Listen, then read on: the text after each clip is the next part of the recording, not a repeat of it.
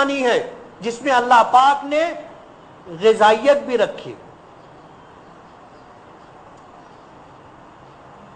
اب یہ ماں بیٹے وہ پانی پیتے رہے، گزارا ہوتا رہا، اسی پر ان کی زندگی گزری، اسی پر زندگی گزری. اگر اس میں صرف سیراب کرنے کی صلاحیت ہوتی، غذائیت نہ ہوتی، تو یہ ماں بیٹے زندہ نہیں رہ سکتے تھے. اللہ نے اس پانی میں غذائیت بھی رکھی، اسی پر گزارا ہوتا رہا. قبیلہ جرہم جو خانہ بدوشوں کا قبیلہ تھا، پانی اور چارے کی تلاش میں نکلتے تھے. جہاں انسانوں کے لیے پانی اور جانوروں کے لیے چارہ مل جائے اس مقام پر وہ ڈیرا ڈال دیا کرتے تھے، اور جب تک ان کی ضرورت پوری ہوتی رہتی تھی وہاں رکتے تھے، اور جب ضرورت پوری نہیں ہوتی تھی تو اپنا خیمہ کھولنا، اس کو کاندھے پر لادنا اور لے کر کے آگے پانی کی تلاش میں نکل پڑنا. ایسا قبیلہ جرہم گزر رہا تھا. انہوں نے پہاڑ کے پیچھے دیکھا کہ کچھ پرندے آسمان پر اڑ رہے، اور ریگستانوں میں جہاں پانی ہوتا ہے وہیں پر پرندے ہوتے ہیں. کہنے لگے کہ آج تک کبھی ہم نے یہاں پر پانی نہیں پایا، لیکن ان پرندوں کا وجود بتاتا ہے کہ یہاں پر پانی ہے. ایک شخص کو تحقیق حال کے لیے بھیجا، اس نے آ کر کے دیکھا تو دیکھا کہ پانی کا ایک چشمہ ہے اور تنے تنہا ایک عورت اور اس کی گود میں ایک چھوٹا سا بچہ ہے. واپس جا کر کے اس نے پورے قبیلے کو خبر دی.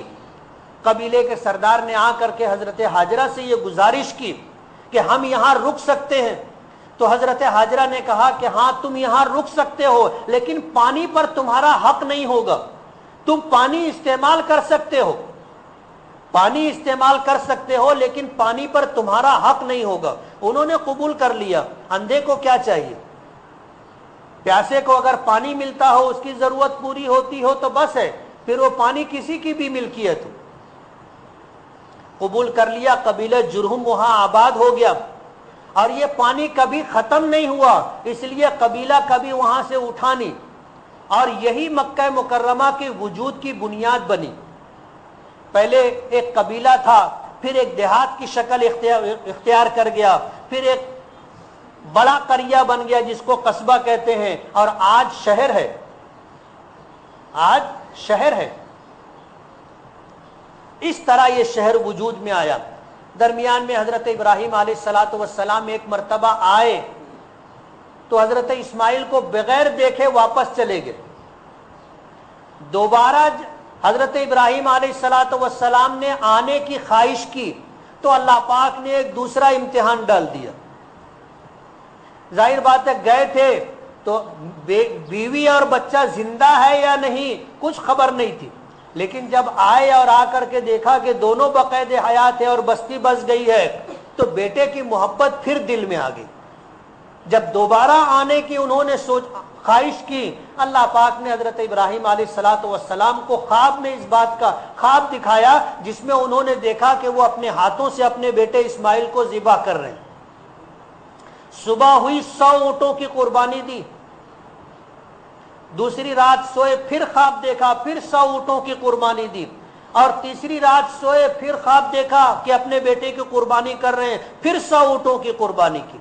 لیکن اس بات کا یقین ہو گیا کہ انبیاء کرام علیہم السلام خواب میں جو دیکھتے ہیں وہ وحی کا درجہ رکھتا ہے، اللہ کا حکم ہوتا ہے. اب حضرت اپنے بیٹے اسماعیل کو قربان کرنے کے ارادے سے مکہ مکرمہ آئے. آپ اندازہ کرو، چھوڑ کر کے گئے تھے تو مایوسی کے ساتھ گئے تھے، زندگی کے آثار ملے، دوبارہ آنے کی تمنا کی، اللہ پاک نے قربانی کا حکم دے دیا. آئے، آ کر کے اپنے بیٹے اسماعیل سے اس بات کی خواہش کی، انی ارا فی المنام انی اذبحک، کہ بیٹے میں نے خواب دیکھا ہے کہ میں تمہیں ذبح کر رہا ہوں. فانظر ماذا ترى، فانظر ماذا ترى، تم مجھے رائے دو میں کیا کروں، تم مجھے رائے دو میں کیا کروں. سورہ صافات میں آتا ہے کہ حضرت ابراہیم علیہ السلام جب آئے، فلما بلغ معہ السعی، آ کر کے دیکھا کہ اب بیٹا باپ کے ساتھ دوڑنے کے لائق ہو گیا ہے. بچے پہلے چلنا سیکھتے ہیں، پھر ایک وقت آتا ہے کہ دوڑنے لگ جاتے ہیں. تو حضرت ابراہیم دوڑنے کی عمر میں آ گئے تھے. حضرت ابراہیم جب آئے تو دیکھا کہ بچہ اب باپ کے ساتھ دوڑنے کے لائق ہو گیا ہے. اللہ پاک کا حکم تھا قربانی کرنے کا. کہا کہ انی ارا فی المنام انی اذبحک فانظر ماذا تری، فانظر ماذا تری، کیا رائے ہے؟ میں نے خواب دیکھا ہے کہ میں تجھے اپنے ہاتھوں سے ذبح کر رہا ہوں. حضرت ابراہیم علیہ الصلاۃ والسلام مستقبل میں ہونے والے نبی تھے. ایک تو اللہ کے نبی تھے حضرت ابراہیم، اور پھر بچہ مستقبل میں ہونے والا نبی تھا. انہوں نے جواب کیا دیا؟ قال یا ابت افعل ما تؤمر ستجدنی ان شاء اللہ من الصابرین. کہ میرے والد آپ نے جو دیکھا ہے وہ کر گزریے. یا ابت افعل ما تؤمر، آپ کو جس بات کا حکم دیا گیا ہے آپ وہ کام کر لیجئے. ستجدنی ان شاء اللہ من الصابرین، آپ انشاءاللہ مجھے صبر کرنے والوں میں پاؤ. باپ نے ذبح کرنے کا ارادہ کیا اور بیٹے نے ذبح ہونے کا ارادہ کیا کہ اللہ کا جو حکم ہے آپ کر گزریے، آپ انشاءاللہ مجھے صبر کرنے والوں میں پائیں گے. حضرت ابراہیم علیہ الصلاۃ والسلام اپنے بیٹے اسماعیل کو لے کر کے نکلے اور مینا کے اس مقام پر پہنچے جہاں پر جو حضرت اسماعیل علیہ الصلاۃ والسلام کی قربان گاہ کہلاتی. منحر اسماعیل اسے کہتے ہیں. مینا میں لگ کر کے جو پہاڑ ہے اس پہاڑ پر ایک مقام ہے. حج کے لیے اللہ لے جائے، کوئی جانکار آدمی ہو تو آپ کو بتائے گا کہ اس پہاڑ کے کنارے پر جہاں حضرت ابراہیم نے حضرت اسماعیل کو ذبح کرنا چاہا تھا، آج بھی اس جگہ پر ایک نشانی باقی رکھی گئی، وہ منحر اسماعیل کہلاتا ہے. وہاں پر جیسے مقام ابراہیم پر آپ نے دیکھا ہوگا کہ ایک گنبد جیسا بنا ہوا ہے، اسی طرح اس پہاڑی کے کنارے ایک چھوٹی سی گنبد نما ایک عمارت ایسے بنی ہوئی ہے کہ یہ منحر اسماعیل ہے. اس مقام پر حضرت ابراہیم علیہ الصلاۃ والسلام اپنے بیٹے اسماعیل کو لے کر کے پہنچے. ظاہر بات ہے شیطان اللہ کے حکم کی تعمیل سے تو روکتا ہے. فوراً اس نے آ کر کے مینا کے میدان تک پہنچے تھے، آ کر حضرت ابراہیم کو سمجھانے کی کوشش کی کہ اللہ کے بندے، کہیں کوئی باپ اپنے بیٹے کو ذبح کرتا ہے؟ تم کیا کرنے جا رہے ہو؟ حضرت ابراہیم نے سمجھ لیا کہ یہ شیطان ہے اور اللہ کے حکم کی تعمیل سے مجھے روکنا چاہتا ہے. زمین سے کنکر اٹھایا اور اسے مارے. دوبارہ پھر اس نے کوشش کی، پھر زمین سے کنکر اٹھا کر کے مارا، اور سہبارہ پھر کوشش کی تو پھر تیسری مرتبہ حضرت ابراہیم نے کنکر مارے. شیطان مایوس ہو کر کے چلا گیا اور حضرت اسماعیل کو لے کر کے حضرت ابراہیم اس مقام پر پہنچے اور زمین پر بیٹے کو لٹا دیا. لکھنے والے لکھتے ہیں کہ اپنے بیٹے کو اوندھا زمین پر لٹایا. یہ بھی لکھتے ہیں کہ اپنی آنکھوں پر پٹی باندھ لی تھی کہ کہیں ایسا نہ ہو کہ میری نظروں میں اگر بیٹے کا چہرہ ہوگا تو اللہ کے حکم کی تعمیل میں کہیں میرے ہاتھ رک نہ جائیں. اوندھا زمین پر لٹا دیا، آنکھوں پر پٹی باندھ لی، اور پھر اس کے بعد قربانی کا وہ عمل اپنے بیٹے کے سر کے بالوں سے سر کو پکڑ کر کے اٹھایا، اور اس کے بعد گلے پر چھری رکھی. آپ اندازہ کرو، ایک لمحے کا فرق ہے، ایک لمحے کا فرق. گلے پر چھری رکھی اور چھری چلائی.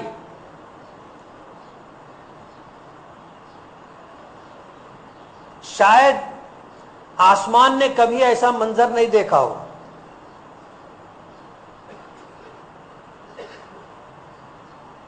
حضرت جبرائیل علیہ الصلاۃ والسلام کو اللہ کا حکم ہوا کہ جنت سے مینڈھا لے کر کے جاؤ، اور ابراہیم نے اسماعیل کے گلے پر چھری رکھی ہے، باپ نے بیٹے کے گلے پر چھری رکھی ہے. چھری چلنے سے پہلے اسماعیل کا گلا وہاں سے ہٹا کر کے گلے اور چھری کے درمیان مینڈھے کا گلا رکھ دو.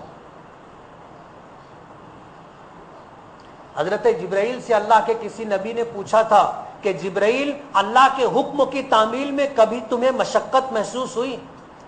کہنے لگے 3 موقع پر. 3 موقع پر. ایک تو یہ کہ جب حضرت یوسف علیہ السلام کو بھائیوں نے کنویں میں ڈال دیا تھا، بھائیوں نے کنویں میں ڈال دیا تھا، میں 7ویں آسمان پر تھا، اللہ پاک کا حکم یہ ہوا کہ یوسف کنویں کی تہ تک نہ پہنچے، درمیان میں جا کر کے تم اسے روک لو. دوسرا موقع حضرت ابراہیم علیہ السلام کا تھا کہ بادشاہ نے اور قوم نے حضرت ابراہیم کو اٹھا کر کے آگ کے درمیان پھینکا تھا، اور اللہ کا حکم تھا کہ یہ آگ میں نہ گرنے پائے، اس سے پہلے تم پہنچ کر کے وہاں پر ابراہیم کے لیے سلامتی کا انتظام کرو. اور تیسرا یہ موقع تھا کہ حضرت ابراہیم نے حضرت اسماعیل کے گلے پر چھری رکھ دی تھی اور اب چلانا چاہتے تھے، اللہ کا حکم یہ ہوا کہ جنت سے مینڈا لے کر کے جاؤ، اور ابراہیم چھری چلائیں اس سے پہلے مینڈے کا گلا چھری کے نیچے آ جائے. یہ 3 موقع ایسا تھا کہ حضرت جبرائیل نے کہا کہ اللہ کے حکم کی تعمیل میں مجھے مشقت ہوئی. حضرت ابراہیم نے چھری چلا دی، چھری چلتی ہے، گلا کٹتا ہے، چھری چلانے والے کو محسوس ہوتا ہے، گرم گرم خون بہا، پہروں پر ہاتھوں پر اس کے چھینٹے آئے. حضرت ابراہیم نے یہ سمجھ لیا کہ میں نے اپنے بیٹے کو قربان کر دیا. جب آنکھوں سے پٹی ہٹائی تو دیکھا کہ بیٹا تو صحیح سلامت ہے، مینڈا ذبح ہوا ہے اور جبرائیل موجود ہیں.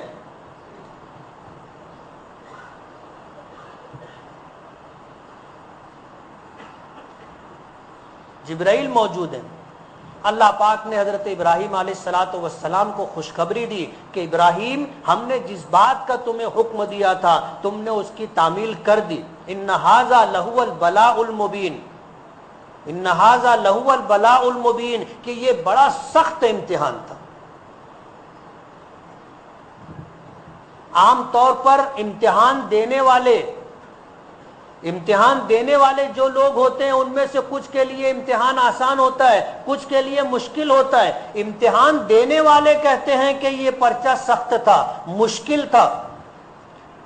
لیکن جس امتحان کو ممتحن کہے، پرچہ لینے والا کہے، امتحان لینے والا کہے کہ یہ بہت مشکل ہے، ظاہر بات ہے اس کی مشکل ہونے کا آپ اندازہ کر سکتے ہو. اس امتحان کو اللہ پاک نے فرمایا ان ھذا لہو البلاء المبین، کہ بے شک یہ بہت سخت امتحان، بہت سخت آزمائش ہے. اور حضرت ابراہیم نے اللہ کے حکم کی تعمیل کی تھی، اللہ کے حکم کی تعمیل.